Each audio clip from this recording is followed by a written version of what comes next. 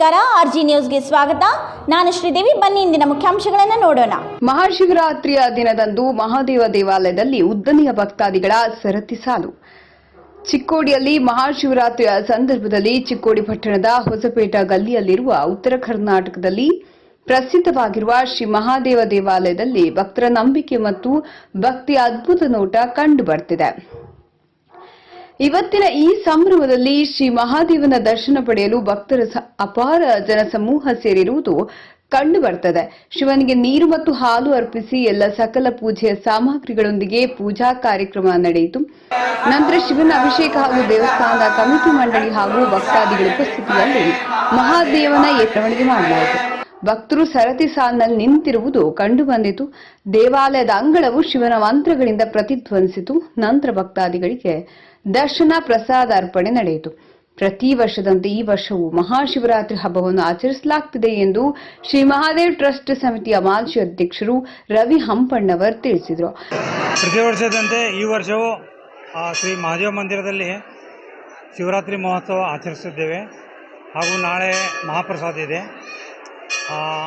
ಈಗ ನಮ್ಮ 2014ರಲ್ಲಿ ದೇವಸ್ಥಾನದ ಪ್ರತಿಷ್ಠ ಆದಾಯದಿಂದ ಪ್ರತಿ ವರ್ಷದಿಂದ ವರ್ಷಕ್ಕೆ ಭಕ್ತರು ಹೆಚ್ಚಾಗಿದ್ದಾರೆ.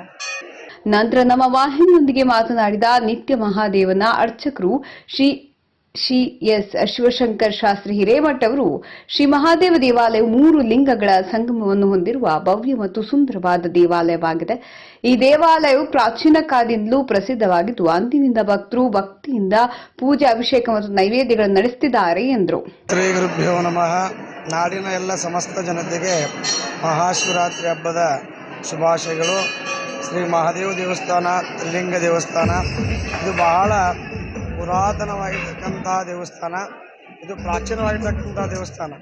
ರಾಮ, ಲಕ್ಷ್ಮಣ, ಭರತರು ಅನೇಕವಾಗಿರ್ತಕ್ಕಂಥ ಸಂಚಾರ ಸಮಯದಲ್ಲಿ ಈ ಲಿಂಗಗಳನ್ನು ಸ್ಥಾಪನೆ ಮಾಡಿ ಪೂಜೆಗಳನ್ನು ಮಾಡಿರ್ತಕ್ಕಂಥ ಭಾಳಷ್ಟು ಎಲ್ಲಿ ತ್ರಿಲಿಂಗಗಳಿಲ್ಲ. 5 ಲಿಂಗಗಳದವು, 3 ಲಿಂಗಗಳಿಲ್ಲ, 2 ಲಿಂಗಗಳದವು, 1 ಲಿಂಗಗಳದವು.